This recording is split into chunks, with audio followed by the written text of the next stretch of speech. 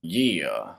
You are with me right now in my absolute most favorite environment in the entire world, which is the woods. We are just hanging out in the woods.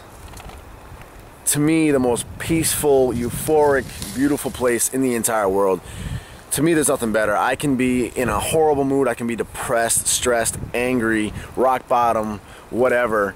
And I come in here, just into the woods, and it's all gone. It all vanishes. Nothing else does that for me. And I just suddenly feel so connected.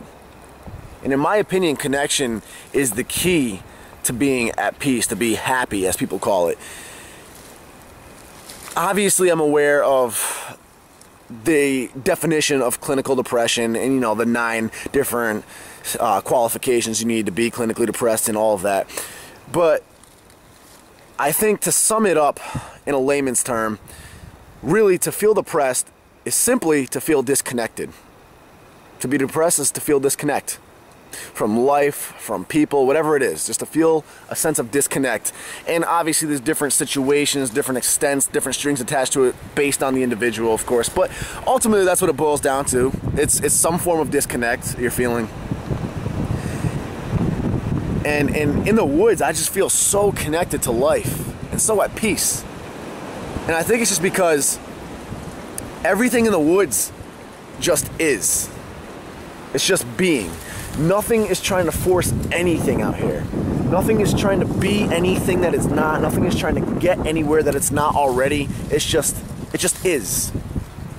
Life is just as simple as existence, and that existence is being accepted no matter what happens. There's life out here, there's death out here, there's natural destruction out here, there's beautiful weather, there's devastating weather. And yet everything just exists and accepts and continues to grow or die. That's it.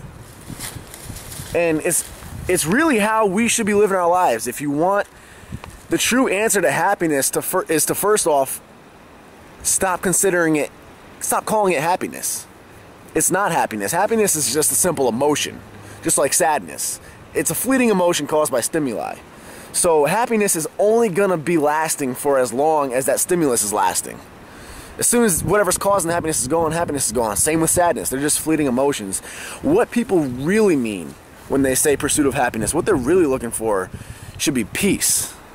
Everyone just wants to be at peace. And again, the only way to be at peace is just to live in the moment you are in. Just accept life as existence. See, what I mean is the biggest flaws I think we as people make that leads to our own peaceful demise is we create these ideas. We generate and imagine and make up these ideas and set them as our future. There is no future. There's no such thing as a future. The only thing that is real is now, the present. That's it. The past is memory. That's all it is. The past is just memory. If you somehow get rid of memory, there is no past either. But I mean, obviously, you know, physical things happened in the past that caused the turnouts of today. But the point is, the future is not existent. There's no such thing as a future. The fact that there's a tomorrow, even if you were to argue, well, there's going to be a tomorrow, the sun will come up. Well, no. Right now, there's only right now. Prove to me that it's tomorrow. There's no proof. Even tomorrow is just something that we create. Our mind is saying, okay, there's going to be a tomorrow. The sun is going to rise tomorrow, this and that. We're creating and imagining these ideas of a future. And then by doing that, we're imagining these goals and these outcomes that we have to hit. I have to get this job. This person has to like me in this relationship for me to be happy. We create all these outcomes that we then have to hit. And suddenly, if we don't hit these outcomes, if our life strays any other which way and goes outside of the path of that outcome that we imagined and set up for ourselves, suddenly we're not happy. And chasing happiness is a horrible idea because, again, you're only satisfied if you have that one emotion going, if dopamine's flowing. You're chasing an outcome. Instead, just be at peace. Accept every emotion. Imagine how much lovelier your life would be if you could just, hey, cool, to anything that came your way. And I mean, even something that people can't get their heads around usually is the subject of death. People are like, well, what about death? That's horrible. How can I get my head around accepting life in such a horrible world of things die? Guys, life is life and then death is death. It happens. We all go through it.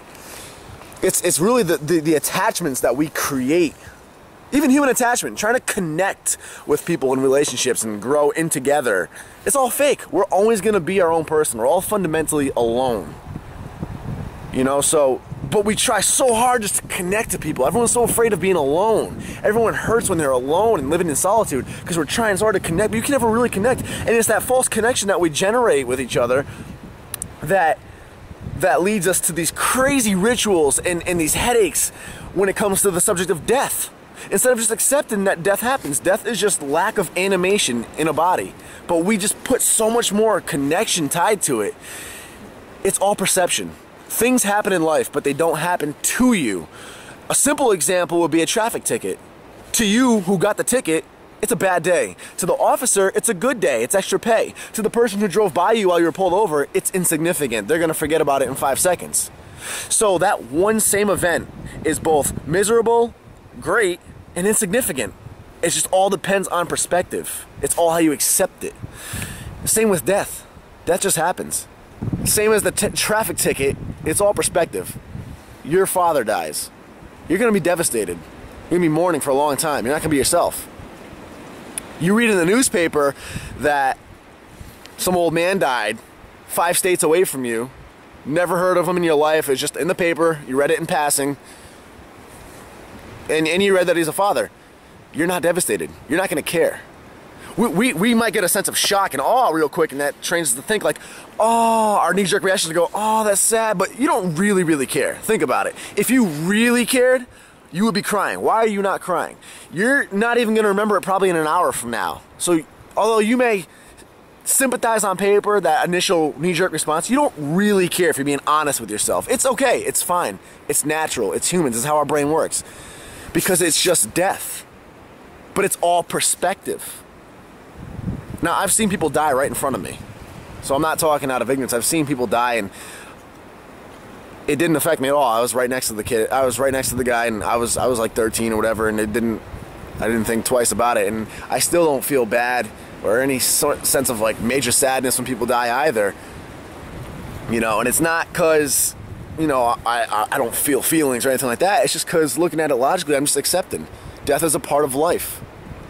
You know, why fighting it and trying to create all these attachments to it and rituals to it is really only going to tax you. And if it's something you need to do to feel better, then fine. But really, you're just adding all these extra steps that are made up, generated in your own mind. Really, just to be and exist. Nothing better than that.